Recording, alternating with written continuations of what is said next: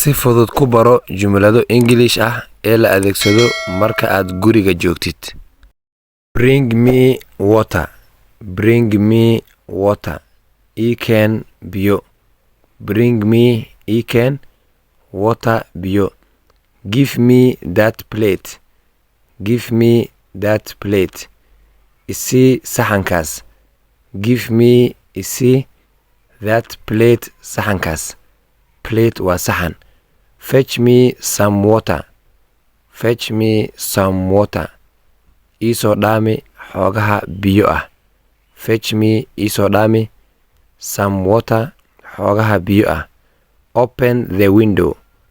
Open the window. Fur daaqada. Open fur the window daaqada. Window waa daaqad. Close the door. Close the door. Xir albaabka. Close waa xir. The door albaabka. Turn off the lights. Turn off the lights. Demi nalalka.